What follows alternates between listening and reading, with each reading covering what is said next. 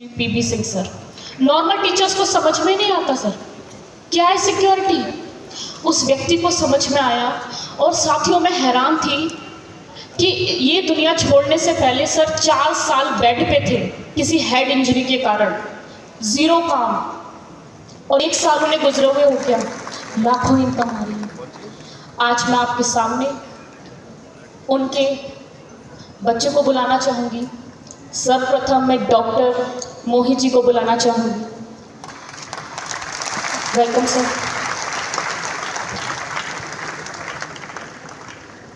Good afternoon, everyone. Jai RCM. My name is Dr. Mohit Singh, son of Priyavrata Singh and Mrs. Seema Singh. और जय RCM. और मैं पहले आपको आज अपने RCM के एक्सपीरियंस मैंने जो लाइफ में देखा है RCM से जुड़ा जो भी है वो आज शेयर करता हूँ आप लोगों से। ये बात है 2001 की, जब मेरे डैड प्रिंसिपल थे, तो उसी वक्त मेरी मम्मी ने भी हमारे कारण एक स्कूल की शुरुआत की थी। और उस स्कूल में जून का महीना था, बहुत गर्मी का महीना था। और जैसा बोलते हैं कि भगवान हर जगह नहीं हो सकते आपके लिए, लेकिन भगवान के रूप में मिस्टर बीसी छाबड़ा सर उस वक्त हमारे मम्मी के स्कूल में आए थे। और उन्होंने उस वक्त किट हुआ करती थी और सर्फ वगैरह ही प्रोडक्ट्स हुआ करते थे। वो प्रोडक्ट किट दे करके उन्होंने मेरे पापा को, मम्मा को प्लान बताना स्टार्ट कर दिया। और वो प्लान धीरे धीरे उन लोग समझने लगे। लेकिन उसी बीच मेरी मम्मा ने उस किट में से कपड़ा निकाल करके मिस्टर बीसी छाबड़ा सर को टोक दिया कि कपड़ा उतना पसंद नहीं आ रहा है मुझे। पर बीसी छाबड़ा सर की वो लाइन है कि आज हम इस स्टेज पे खड़े हैं। उन्होंने उस वक्त ये बोला कि मैडम मैं आपको सोने की खदान दिखा रहा हूँ, आप कोयला खोज रही हैं। पर आज की डेट में ये मैंने सुनी बात, मुझे याद नहीं उतना, पर मुझे इतना याद है कि सर ज़रूर स्कूल आए थे उस वक्त। और फिर डैड ने प्लान समझना स्टार्ट किया। लेकिन ऑलरेडी सर की इतनी बड़ी बात मम्मी के बाद मन में बैठ चुकी थी, हिट कर चुकी थी। और उन्होंने उनको कन्विंस कर लिया कि प्रिंसिपल रहते हुए भी साथ साथ RCM को किया जा सकता है, क्योंकि इसमें इन्वेस्टमेंट की ज़रूरत नहीं है। और उनको तभी बहुत अच्छे से पता था कि हमारे पास इन्वेस्टमेंट के लिए तब कुछ नहीं था। तो कहते हैं ना, there is nothing to lose, जब खोने के लिए कुछ है ही नहीं तो डर किस बात का। तो फिर उन्होंने इस बिज़नेस को स्टार्ट किया और फिर वो उसी बीच उनका बिज़नेस अच्छे से चलने लगा। और उसी बीच DPS प्रिंसिपल के पद के रूप में वो जम्मू चले गए। और उसी दौरान बिहार में बहुत अच्छा रिस्पांस मिलने लगा। किट की सेल बहुत अच्छी होने लगी, बम्पर सेल होने लगी। और बिहार के लोगों ने, यूपी के लखनऊ के लोगों ने काफ़ी रिस्पांस अच्छा दिया। और धीरे धीरे ये बिज़नेस आगे बढ़ता चला गया। और फिर उसी बीच हमारे मम्मी पापा का मेन फोकस था कि हमारे लाइफस्टाइल अपडेशन के साथ साथ हमारी एजुकेशन पे उनका बहुत ज़्यादा फोकस था। और उनको हमेशा एक चिंता लगी रहती थी कि इतना पैसा कहाँ से लाएंगे कि बड़े बड़े स्कूलों में तुम्हें पढ़ा सकें। उसी वजह से जिस स्कूल में सर आए थे वो मम्मी ने स्कूल स्टार्ट किया था। और फिर उन्होंने सोचा कि अब जब RCM से ठीक ठाक पैसा आने लगा, अच्छा खासा पैसा आने लगा, तो उन्होंने वो स्कूल के साथ साथ RCM को फुल टाइम किया। और DPS जब बिहार से अच्छा रिस्पांस आने लगा तो कम्प्लीटली उन्होंने अपनी जॉब को छोड़ दिया। और जॉब को छोड़ने के बाद फुल टाइम RCM में आ गए। और 7-8 साल के अंदर ही उन्होंने रूबी पिन अचीव कर लिया था।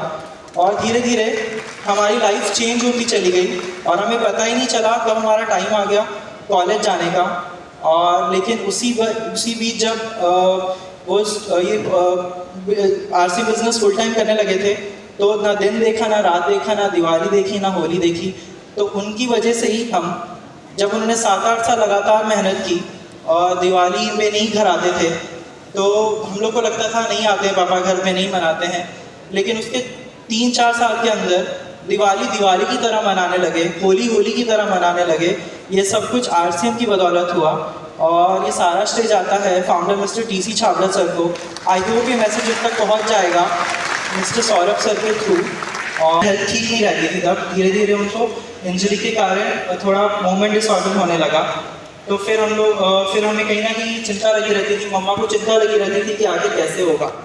लेकिन RCM का नेटवर्क ऐसा था, को लीडर्स का सपोर्ट ऐसा था कि धीरे धीरे बिजनेस अच्छे ग्रोथ पैटर्न में चल रहा था और लगातार चेक आ रहा था। हम लोग को किसी चीज़ की दिक्कत नहीं थी। आज मैं आपसे पूछता हूँ, कोई भी ऑक्यूपेशन आप करते हैं, प्रोफेशनल, बैंक, पोस्ट ऑफिस, कोई भी government, central government, state government job, कौन सा ऐसा ऑफिस है जहां आप 5 साल नहीं जाते हैं तो आपको वो सैलरी देता है? आप तो एक दिन नहीं जाओगे, अगले दिन आपको पूछ देगा आपका बॉस कि आप कल क्यों नहीं आए थे।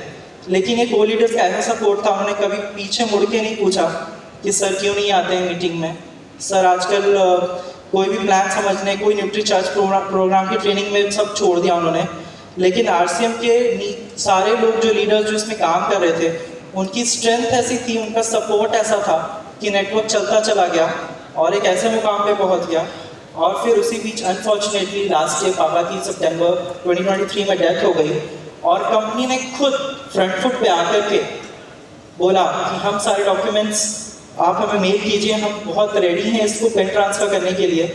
और उन्होंने खुद इस फॉर्मेलिटीज़ में जितना भी पेपर वर्क था, कंपनी के जितने भी सारे एग्जीक्यूटिव्स हैं, एम्प्लॉयज़ हैं, उन सब की इसमें मेहनत लगी है। पिछले 6 महीने के अंदर उस मेहनत के साथ उन्होंने इस पेन को ट्रांसफ़र करा दिया पेपर वर्क कराने के साथ साथ, और उसके लिए मैं बहुत शुक्रगुजार हूँ कंपनी का और कंपनी की ऐसी पॉलिसी का कि आज मैं आप सबके सामने सब खड़े होकर स्टेज पे बोल पा रहा हूँ। नहीं तो शायद मैं लास्ट ईयर ही हम लोग इस कंपनी को एग्जिट कर जाते। लेकिन इस कंपनी की ऐसी पॉलिसी है कि ये next generation to generation transfer होती है। और आप लोगों से उम्मीद करता हूँ कि इसमें क्या होता है ना कि आप कुछ टाइम में ही आरसीएम जब करने लगते हैं तो फिर आपको ऐसा लगने लगता है कि पिन नहीं बढ़ रहा है, ग्रोथ नहीं हो रही है, तो फिर अब क्या करें, अब कैसे आगे बढ़ें। लेकिन मैं आपसे एक चीज़ पूछता हूँ कि कभी भी 1 महीने के अंदर, 6 महीने के अंदर, 1 साल के अंदर ये कोई मैजिक नहीं है, ये कोई जादू नहीं है, ये कोई क्विक मनी का साधन नहीं है कि आप लोग को 1 महीने के अंदर पैसा आने लगेगा। इसमें आपकी मेहनत तो लगेगी ही और इसमें इन्वेस्टमेंट आपका ज़ीरो लगता है। जैसा कि आपको पता है ये बिज़नेस ज़ीरो इन्वेस्टमेंट वाला बिज़नेस है। और लास्ट में एक चीज़ और बोलता हूँ, जब कभी लगे कि पेन अटक गया है, नहीं बढ़ रहा है, अब छोड़ देते हैं, इस बिज़नेस में कुछ नहीं बचा है, क्या ट्रेनिंग देंगे, कैसे समझाएंगे, तो एक बार अपनी नेक्स्ट जनरेशन के बारे में सोचिएगा और आप में वो ऊर्जा भर जाएगी और आप इस बिज़नेस को फिर से करने लगेंगे। जय RCM. Thank you. For a minute, please.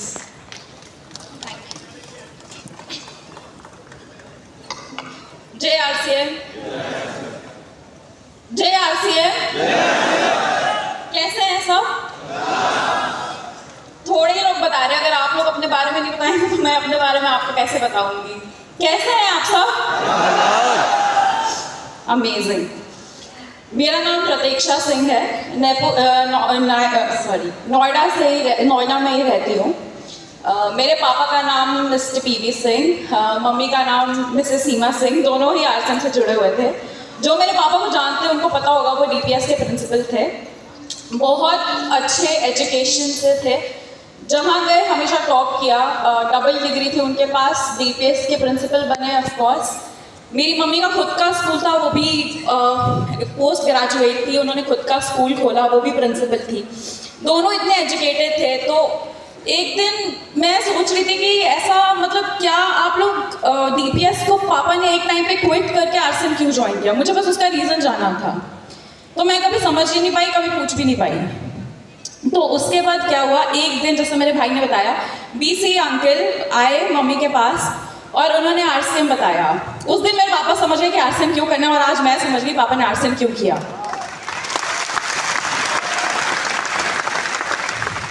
आज मैं सेकंड जनरेशन यहाँ आप सबके सामने खड़ी हूँ। मैं अपने पापा के नाम के मुंह से नाम सुनती थी, बीसी अंकल का, केसी अंकल को, ठारी अंकल का, अत्री अंकल का, महावीर अंकल का, इन सब का नाम सुनती थी। और आज आप लोग के सामने खड़े होकर बोलने का मौका मिल रहा है। मुझे लगता नहीं कि ऐसा कोई और कंपनी कभी भी किसी और को ऐसा मौका कभी दे सकता है। प्रोफेशनली भी मैं एक सॉफ्टवेयर इंजीनियर हूँ। जब मैं छोटी थी, जब मैं क्लास 12th में थी, तो मैंने मम्मी पापा से पूछा कि मम्मी पापा मैं क्या करूँ आगे। तो मेरे मम्मी पापा ने बोला बेटा जो करना है कर, जो तेरा मन है बन जा। कभी फोर्स नहीं करा कि आरसीएम करो, कभी फोर्स नहीं करा जो हम करें उसको सीखो, कभी फोर्स नहीं करा कि जो मैंने किया है उसको करो। उन्होंने मुझे बोला जो बनना है बन जा। तो मेरा भी जो मन क्या, मैं बन गई। तो मैं सॉफ्टवेयर इंजीनियर हूँ बाय प्रोफेशन, और मैंने फिर इंजीनियरिंग कॉम्पिटिटिव एग्जाम्स दिए और सिलेक्शन के बाद मैं बैंगलोर के कॉलेज में चली गई। वहाँ से मैंने बीटेक करी और रिक्रूटमेंट में ही मेरी फर्स्ट जॉब अमेजोन में लगी। तो अमेजोन में मैं सॉफ्टवेयर इंजीनियर थी और अमेजोन सब जानते हैं बहुत अच्छी एमएनसी है, सब कुछ है, मेरा पैकेज भी बहुत अच्छा था, सब कुछ है, सब कुछ बढ़िया है, कोई प्रॉब्लम नहीं है। बट अगर 12 महीने में आप अगर 30 डेज अपने लिए निकाल लो, कुछ भी हो सकता है, जैसे हमारे साथ एक दुर्घटना घटी, उसमें अगर मुझे 30 डेज चाहिए, 60 डेज चाहिए, तो कोई कंपनी है जो देगी इतना टाइम? कोई कंपनी है जो पूछेगी नहीं कि क्या कर रहे हो, कहाँ हो, ऑफिस क्यों नहीं आ रहे? है कोई कंपनी ऐसी? नहीं। लेकिन जैसे मेरे भाई ने बताया, आरसीएम एक ऐसी कंपनी है कि कभी मुड़ के नहीं बोला कि आप ये कर रहे हैं, आप वो कर रहे हैं, आप ऐसा कर रहे हैं, आप ऐसा कर रहे हैं। उनको दिखता था मेरे पापा का हार्ड वर्क, स्वेट, ब्लड जो उन्होंने तब दिया जब वो स्वस्थ है। तो अगर अमेजोन में आप 30 दिन ऑफ ले लो, तो 30 दिन छोड़ो, 15 दिन ऑफ ले लो, तो आप जब पीछे मुड़ के देखोगे ना, आपके पीछे एचआर होगा, आपका खुद का मैनेजर होगा और पूरी कंपनी होगी और आप कंपनी के बाहर हो गए। तो ये तो मैं समझ गई हूँ कि RCM is the future of this generation and coming more generations, और आशा करती हूँ आप लोग भी समझ गए होंगे। कल मेरा बर्थडे है और मेरे को समझ नहीं आता मैं अपने मम्मी पापा से और क्या मांगू, उन्होंने मुझे सब कुछ दे दिया है। मैं अपने मम्मी पापा को बस आज अगर वो सुन रहे होंगे तो उनको थैंक यू बोलना चाहती हूँ, और बीसी अंकल आपको भी थैंक यू बोलना चाहती हूँ, और केसी अंकल तक तो ये पता पहुँच ही जाएगा। थैंक यू हर चीज़ के लिए, थैंक यू।